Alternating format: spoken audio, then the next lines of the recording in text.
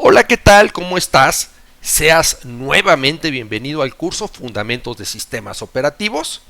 Estamos viendo la planificación del CPU. Nuevamente hago referencia al capítulo 6 del libro de texto de Silverchat y Galvin. Lo que vamos a ver a continuación son algoritmos de planificación. Y los algoritmos de planificación podríamos organizarlos en dos categorías. Primero, los algoritmos que vamos a llamar no expropiativos. ¿Por qué? Porque cuando a un proceso se le da el CPU, a este proceso no se le puede expropiar el CPU para dárselo a otro proceso. Es decir, cuando un proceso tiene el CPU, hasta que no termina, el CPU lo puede obtener otro proceso. Ejemplos de estos algoritmos es primero en llegar, primero en ser servido, es decir, first come, first served. Primero el más corto, primero el de mayor tasa de respuesta y vamos a ver cómo es esto. Si yo tengo 4 procesos, todos de la misma duración, y yo los ejecuto con un algoritmo de planificación expropiativo, le doy el CPU al proceso 1 y cuando termine el proceso 1 le puedo dar el procesador al proceso 2. Cuando termine el proceso 2 le puedo otorgar el procesador al proceso 3 y cuando termine el proceso 3 le puedo otorgar el procesador al proceso 4. Obviamente aquí la ejecución es secuencial y no es concurrente.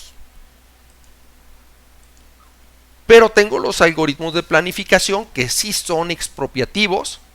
Esto es porque cuando a un proceso se le otorga el CPU, a este proceso se le puede quitar para dárselo a otro proceso.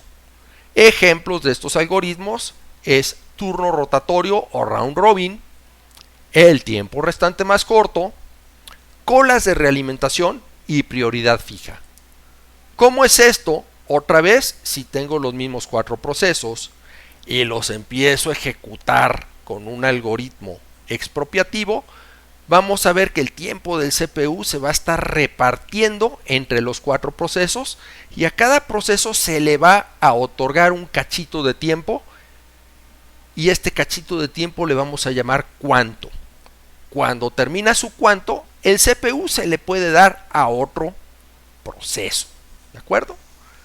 Esto ocurre tan rápido, es decir, acuérdense que el planificador del CPU se invoca cada cierta cantidad de milisegundos, que esto podría ser hasta prácticamente imperceptible.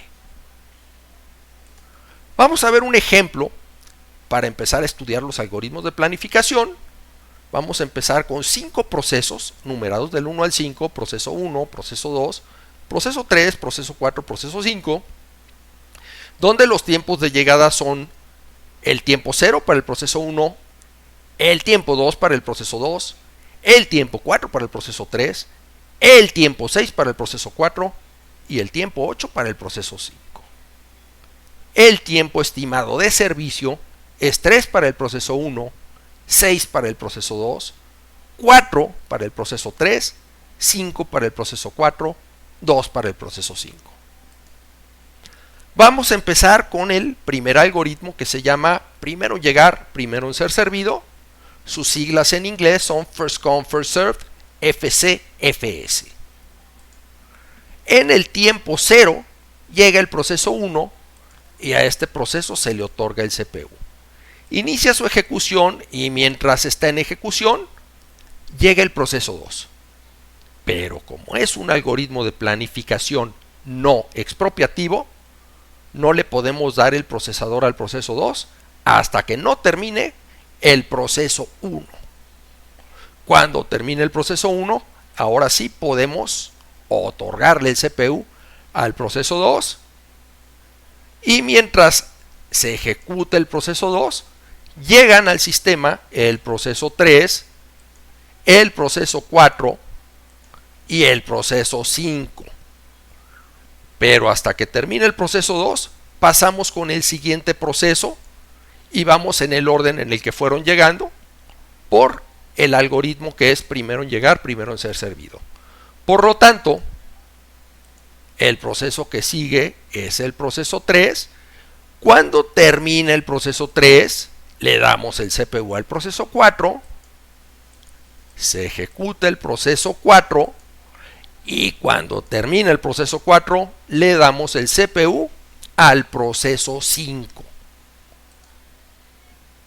Aquí termina el proceso 5 y quizá una de las desventajas que tenga este algoritmo es que un proceso corto puede esperar mucho antes de que pueda ejecutarse y esto puede impactar en el rendimiento.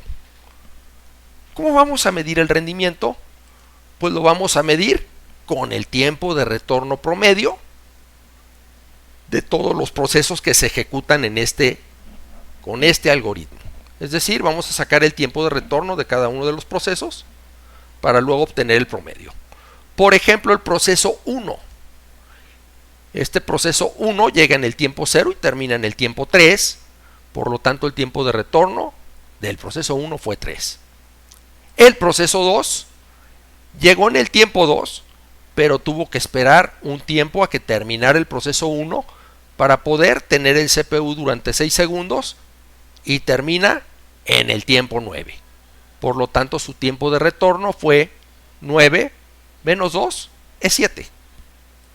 El proceso 3, que llega en el tiempo 4, este proceso tuvo que esperar 5 segundos, se ejecutó 4 segundos y así también podemos calcular el tiempo de retorno, es decir, el tiempo que tuvo que esperar para tener el CPU más el tiempo que tuvo el CPU y este tiempo fue de 9. El proceso 4 llega en el tiempo 4, termina en el tiempo 18, por lo tanto también podemos restar 18 menos 6, dije tiempo 4, perdón, llegó en el tiempo 6. 18 menos 6 me da 12, ¿de acuerdo?